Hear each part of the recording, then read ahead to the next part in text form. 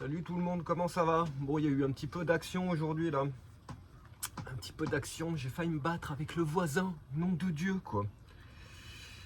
Je vais vous expliquer ça tranquillement. Bon, je me suis levé, il faisait super bon.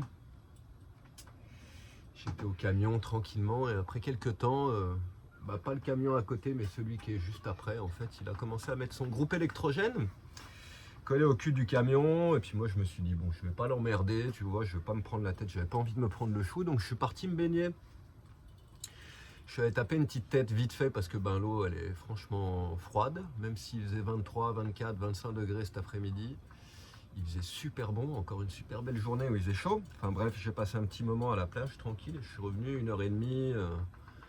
1h30 après environ je pense quoi. Et donc forcément le groupe électrogène était toujours allumé. Donc comme je suis patient, j'ai encore attendu un peu, puis ça a commencé à me gonfler d'avoir le groupe électrogène à côté, j'ai l'impression qu'il était dans mon camion. Donc au bout d'un moment, je suis allé le voir. Là j'ai été reçu, c'était pas une voiture, c'était un espèce de berlingot, un truc comme ça. Un espèce de monsieur, un Allemand, enfermé dans son camion, qui communique avec personne d'ailleurs, qui a eu des histoires avec un peu tout le monde.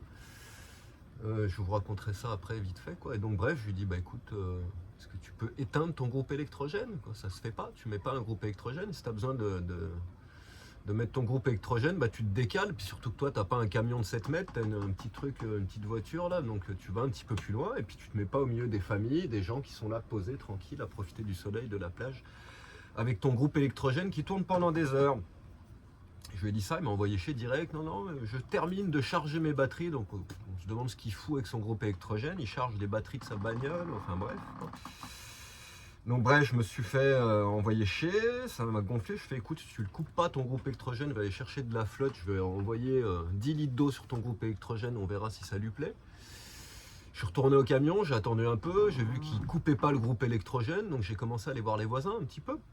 Le voisin d'à côté, c'est pareil, il en avait ras-le-bol parce que lui, il était littéralement collé au groupe électrogène. Mais souvent, les gens, ils n'osent pas aller dire les choses et puis se confronter aux autres. Donc, personne n'y allait alors que ça faisait chier tout le monde en fin de compte. Je pense que la voisine d'à côté, c'est pareil, elle devait l'entendre très bien. Enfin bref, quoi. Et puis donc, voyant qu'il ne le coupait pas, j'y suis retourné. Et là, je suis allé directement au groupe électrogène pour l'éteindre.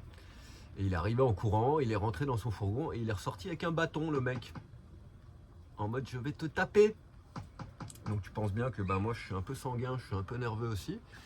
Donc c'est rentré dans les tours directement et au final j'ai failli lui mettre la main dans la tronche. Franchement c'était pas loin parce que quand tu me menaces avec un bâton, j'étais vraiment à deux doigts. Après c'était une personne qui avait bien 65, je pense 65 ans, donc c'est toujours délicat. Tu sais que si ça passe au physique avec quelqu'un comme ça, tu peux avoir des gros problèmes si la personne se retrouve blessée ou autre quoi. Puis moi je suis pas violent, je me suis jamais battu avec personne. Donc j'aime éviter ce genre de situation, mais là c'était inévitable quoi. Donc au final je suis parti, mais avant de partir je l'ai poussé fortement, il a fait 5 mètres en arrière, il a failli se péter la gueule. Ça lui a fait une belle frayeur je pense.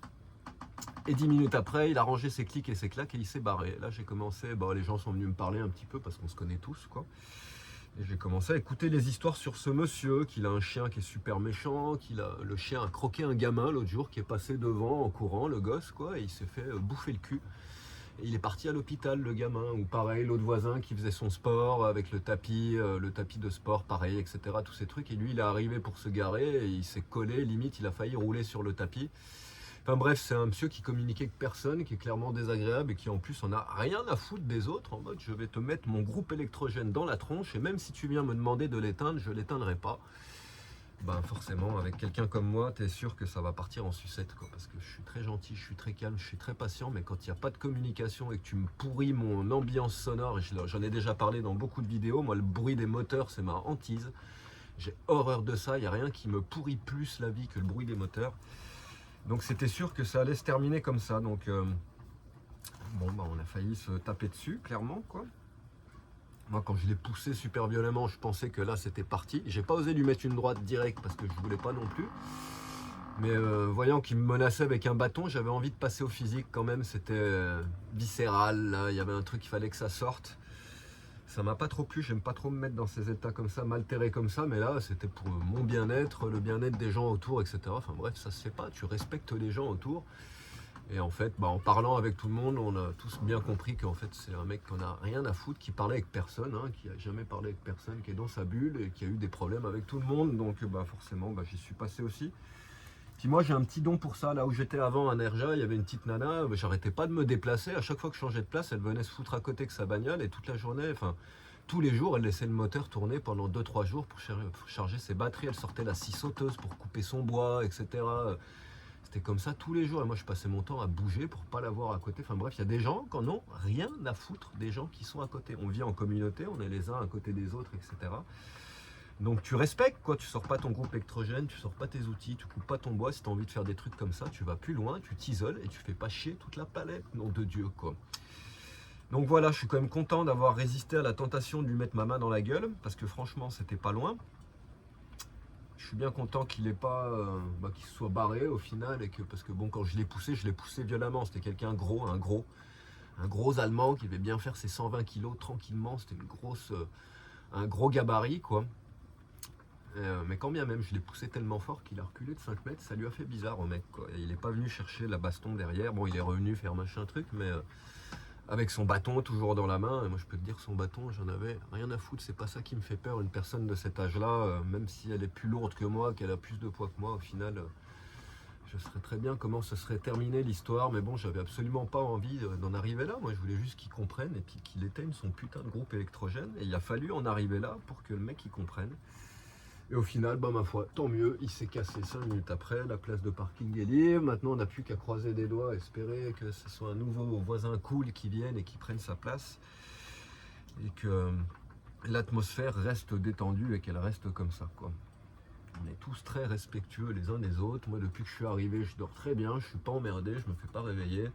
Même à côté, là j'ai une petite voisine qui a des gamins, des Allemands, etc. Ils parlent en allemand, bon des fois ils parlent assez fort, j'aime pas trop, ça m'accroche les oreilles, l'allemand un petit peu, quoi, mais oui, tu vois, ils sont pas non plus en train de hurler, ils font leur vie, ils sont calmes, enfin bref, quoi, c'est absolument pas problématique ou dérangeant, enfin, les gens qui vivent comme ça depuis longtemps, ils savent vivre en société, en communauté, quoi.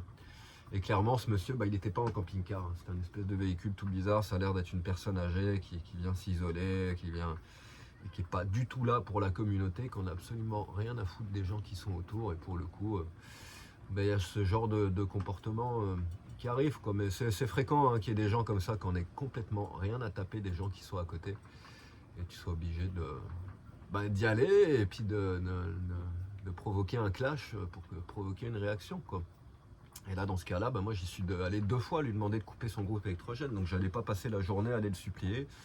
Il y a un moment, je suis allé vers le groupe, j'ai essayé de l'éteindre, et puis forcément ça lui a pas plu quand il y a quelqu'un qui touche ton matériel, qui touche tes trucs, quoi. Mais il y a un moment... arrête de faire chier la planète et ça t'évitera ce genre de problème. Donc voilà, petit coup de stress tout à l'heure, c'était bien marrant parce que tout le monde est venu me parler, on se connaît tous.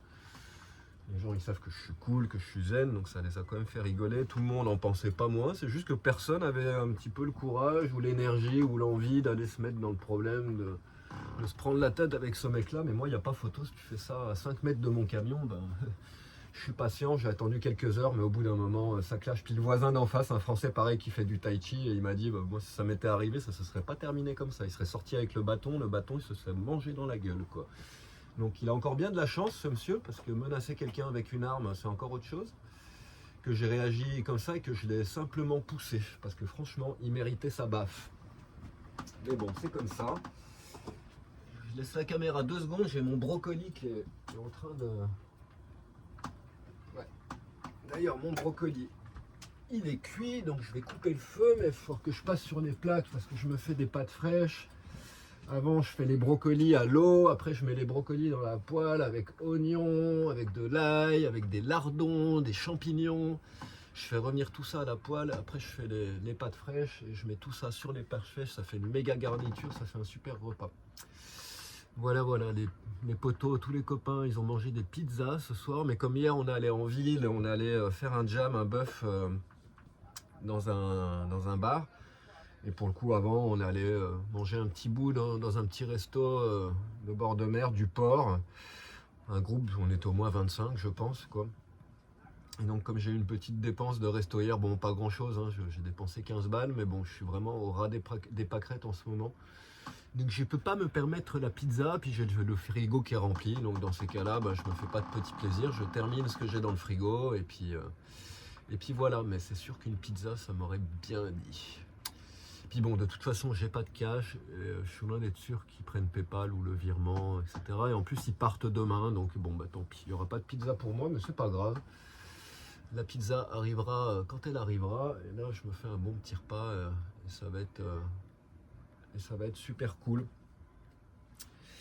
Enfin voilà, mon pote Mano est parti, il est remonté en Ariège, retrouver sa copine, donc ça fait mon pote, parce que c'était vraiment lui, mon pote que je connais depuis plusieurs années qui était là. Donc petit pincement au cœur, puisque Mano nous a quittés, mais bon c'est pas grave. Il y a plein de gens merveilleux, et ça va être cool aussi. Donc voilà pour les nouvelles du jour. L'action du jour, c'était un petit peu extrême, un petit peu intense. Moi j'ai vraiment horreur de ça, mais dans certaines situations, tu sais que de toute façon, à peine il m'a répondu, ce mec, je savais que ça allait se terminer comme ça, c'est évident. De toute façon, quand quelqu'un a décidé de faire un truc comme ça, il est prêt à se prendre la tête avec les voisins à côté, parce que clairement, il en a rien à foutre des autres. Donc tu sais que ça va être une discussion problématique de toute manière. Donc voilà, et puis comme ça m'a monté, comme j'ai été très patient, j'ai attendu pendant plusieurs heures, forcément, la sauce elle a monté, et puis moi quand je suis allé parler avec lui, j'avais plus aucune patience non plus, mais bon, de toute façon, vu la manière dont il a répondu directement, même si j'étais allé très calme et très patient, ça aurait absolument rien changé. Donc voilà, moi ça me fait toujours halluciner ces gens qui vivent comme s'ils étaient tout seuls sur Terre, qu'on n'a rien à foutre des autres, mais c'est valable partout, hein. Tu sais, au centre-ville, quand tu te promènes, les gens qui se poussent jamais. Moi, c'est pareil, quand je me balade en ville, je passe mon temps à éviter, à esquiver les gens qui se poussent pas, quoi. Je sens qu'ils marchent sur un rail et puis qu'ils sont sur une voie d'autoroute et puis qu'il faut qu'ils mettent un clignotant pour se décaler. Enfin bref, on connaît tous ça, hein, les gens qui en ont absolument plus rien à foutre, plus rien à faire de ce qui se passe autour d'eux, des gens à côté d'eux, etc. et qui n'ont plus aucune compassion, aucun respect pour les autres et qui font passer leur bien-être, leurs impératifs avant ceux de tous les autres. Donc voilà pour l'action du jour, c'était un petit peu intense. Et puis bon, sinon tout va bien, il fait beau, il fait chaud. Je commence à me demander si je vais pas commencer à décaler aussi. Parce que dans le coin, c'est pas la seule plage, il s'est rempli de spots à camping-car comme ça partout autour. Donc je vais peut-être changer au bout d'un moment et puis commencer à me décaler un peu. Après, très clairement, je sais pas trop aller. J'irais bien un petit peu dans les montagnes en haut de Valencia. Il y a un spot que j'adore, ça s'appelle Sot de Cheia. C'est magnifique, c'est un endroit d'alpinisme avec des magnifiques falaises, des montagnes, rivières turquoises en bois, etc. C'est très très beau. J'y étais allé en hiver. Et je me rappelle qu'il faisait froid, donc pour le moment, j'attends que les températures remontent. Même s'il fait 23 degrés ici, c'est pas le cas là-haut dans la montagne. Il fait beaucoup plus froid. Donc pour le moment, je vais rester dans le coin, je pense. Et puis de toute façon, très clairement, j'aimerais bien remonter en France en fait. La France m'appelle, j'aime bien la France, j'aime bien notre bouffe, j'aime bien les gens. Il y a plein de choses que j'adore dans notre pays, même si tout n'est pas parfait, si tout n'est pas rose. Et puis c'est beaucoup plus vert aussi. La nature est beaucoup plus verdoyante, abondante. Et ça me plaît énormément et j'ai envie d'y retourner, curieusement. Mais bon, c'est pas possible de faire ça tout de suite, il fait beaucoup trop froid. Enfin voilà, ma zénétude a été mise à dure épreuve. Après, je suis sorti un petit peu et puis je suis allé donner un petit cours de guitare à la voisine là-bas. Il y avait un voisin qui essayait de lui expliquer les accords, donc moi j'ai essayé de lui expliquer une autre manière d'appréhender la musique. Et c'est bien, ça l'a motivée. Elle va essayer de se faire un petit peu des trucs sur YouTube, etc. pour commencer à comprendre un minimum le solfège et la mathématique de la musique parce qu'elle comprend vraiment rien. Et moi, ma manière de percevoir la musique et de l'expliquer, elle n'arrive pas trop à y accéder parce que c'est quand même déjà assez complexe. Donc il faudrait quand même elle a eu ce réflexe d'elle-même. Elle fait bon, écoute, moi j'aimerais bien comprendre ce que tu es en train de me raconter. Je comprends rien, donc je vais m'intéresser. Je vais essayer de fouiner par moi-même. Et moi j'aime bien ça, que les gens ils fassent l'effort. Et après tu peux les aider, tu peux les débloquer. Mais déjà, il faut qu'il y ait une recherche personnelle, une envie personnelle. Et qu'elle s'aventure là-dedans d'elle-même. Et après, quand il y a des blocages, toi tu interviens pour aider à faire sauter ces blocages, c'est ce qu'il y a de mieux et ça montre une volonté, une énergie d'apprendre et de comprendre par soi-même. Et dans ce cas-là, moi je peux être très utile après. Mais s'il n'y a pas eu un effort conséquent qui a déjà été produit par le musicien, j'aurais bien du mal à l'aider parce que ma manière de jouer elle est intuitive. Donc ça va être énormément sur les positions, sur les manières de toucher les cordes. Je leur fais apprendre les gammes systématiquement, même si je ne connais pas les gammes. Moi, mes gammes, elles sont notées. Ce que je lui ai montré tout à l'heure, c'est mon carnet à gamme. En fin de compte, vu qu'il lui apprenait les accords, je fais mais arrête de lui apprendre les accords, ça sert à rien de lui apprendre des accords parce que chaque accord en plus fait partie de pas mal de gammes différentes. Pour n'importe quel accord, tu vas le retrouver dans plusieurs tonalités différentes. C'est normal. Donc le problème des gens qui jouent qu'en accord, systématiquement, c'est ça, c'est qu'ils jouent plein d'accords, mais ils n'ont aucune idée de la tonalité dans laquelle ils sont. À cause de ça, parce qu'ils ne comprennent pas pourquoi après tel accord, il y a tel accord, et puis des fois, il y a un accord en plus qui sort de la tonalité, mais et ils comprennent pas pourquoi. Et avec ce carnet, je leur explique, je fais regarde, tu vois cet accord, il est dans 3 tonalités différentes, donc tu peux t'en servir comme d'un pont. Quand tu t'arrêtes sur cet accord, tu prends ton temps dessus et tu vas pouvoir splitter et passer sur l'autre tonalité puisque cet accord fait partie de plusieurs tonalités différentes. Tu t'en sers comme d'un pont. Et ça, c'est très utilisé dans beaucoup de morceaux de musique. Il y a souvent un petit accord ou une note dans l'accord qui n'est pas dans la tonalité pour donner un petit peu de pression, de couleur et rajouter un petit peu d'intérêt, que ce soit pas tout sur la même tonalité parce que c'est prévisible. Et donc j'ai essayé de lui expliquer ça et elle va essayer de comprendre un petit peu plus par elle-même. Donc je suis super content. Hier le concert, la jam, c'était cool aussi. C'est une Espagnole qui fait du flamenco, etc. qui nous a donné le plan. Donc on l'a rejoint, on y allait nombreux, on était au moins 10 musiciens. On a fait un gros bœuf, un gros jam dans le resto, c'était sympa comme tout. On a bien joué. Alors par contre le resto juste avant c'était dégueulasse. On a super mal mangé, mais comme très souvent en Espagne. Je me rappelle quand ma mère était venue pour me donner un coup de main pour mon divorce à Valencia. On était allé au resto plusieurs fois, même tous les jours dans la semaine où elle était là, quoi. Et on n'a pas mangé bien une seule fois. Elle était dégoûtée de tous les restaurants. À chaque fois qu'on allait au resto, elle était dégoûtée. Pourtant, on allait dans des chouettes restos, etc. Et la bouffe était pas bonne, c'était pas bon, quoi.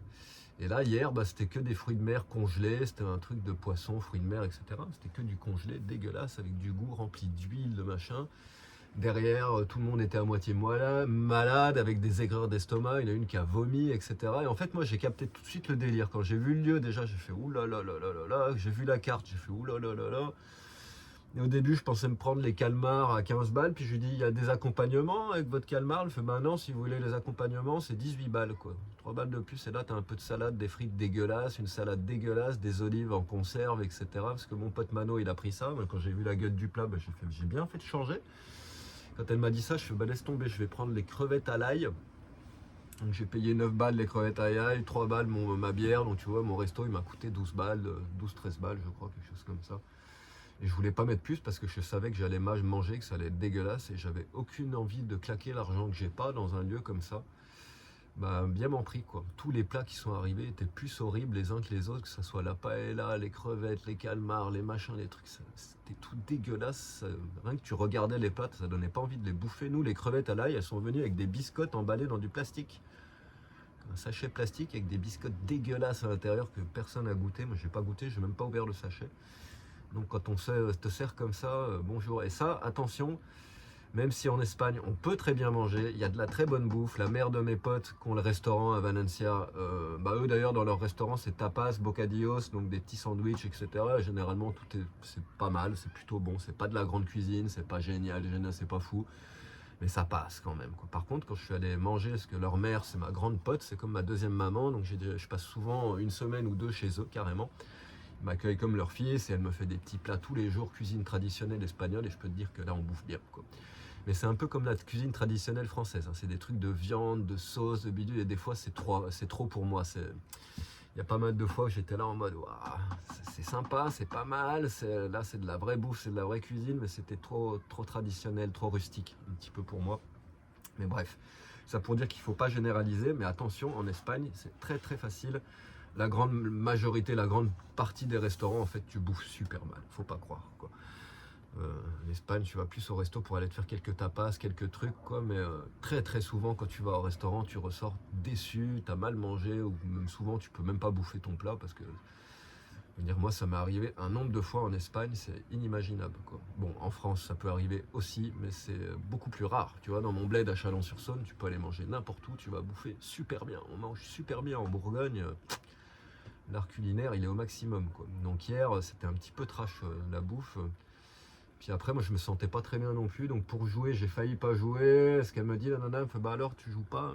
Je me sens pas bien, je transpire et machin. Elle allait me chercher une petite bouteille d'eau. Puis au final, je me suis motivé. Je me suis posé, j'ai commencé à jouer. Et puis j'ai tenu la scène pendant pratiquement une petite heure, je pense. C'était cool. On a tous joué tous ensemble. Mano avec le... Comment ça s'appelle? Bouzouki. Super chouette, comme une guitare avec un son vachement arabisant. Là, c'est super chouette le bouzouki. Donc on a commencé à jouer tous les deux avec percu par-dessus, etc. Puis après tout le monde s'est greffé. On a eu clarinette, on a eu percu, on a eu forcément le caron. Il y avait un guitariste flamenco qui faisait des chansons, une petite française, une nana qui chantait de la chanson française, qui jouait de la guitare. C'était magnifique, il avait une superbe voix. À la fin, il y a un petit mec, un petit français génial qui jouait de l'accordéon, guitare aussi, qui a fait pas mal de chansons françaises. C'était magnifique. Enfin, c'était un chouette moment. On a vraiment passé un chouette moment. C'était cool. C'est pour ça que je suis ici. Hein, croyez pas. Hein, moi, ça commence à me taper sur le système. Cette promiscuité, tous les gens garés les uns à côté des autres, etc. C'est vraiment pas mon délire. Mais j'ai passé tellement de mois de solitude que j'avais besoin de partager ma musique, aller jouer avec les gens, un petit peu discuter, faire des amis, des contacts, etc. J'étais trop isolé à Ibiza et cet été en Ariège et dans la Drôme provençale, donc j'avais besoin de ça. Mais là, ça va très vite tourner court. Ce qui s'est passé aujourd'hui, c'était déjà, ça m'a montré qu'en fin de compte, j'étais déjà un petit peu à bout de nerfs. Même si ça va, c'est vivable, etc. Je vous cache pas que très souvent le matin, je suis réveillé. Moi, je vous l'ai déjà dit 10 000 fois, je bosse la nuit, donc je lâche souvent la guitare à 5-6 heures du matin. Donc forcément, moi, je vais me lever vers midi, 13 heures. Donc les gens, ils vivent, tu vois. Jusqu'à 9 heures du mat, ils font gaffe. Clairement, il n'y a pas trop de bruit le matin, mais à partir de 9h30, 10 heures, ça commence à bouger. Les gamins, ils jouent, ça fait du bruit, ça parle. Des fois, ça parle juste à côté du camion, donc à 2 mètres de ta tête. Et forcément, je suis souvent réveillé. Je suis beaucoup moins tranquille et c'est peut-être ça qui est en train de me fatiguer émotionnellement, nerveusement. C'est peut-être pour ça que j'ai réagi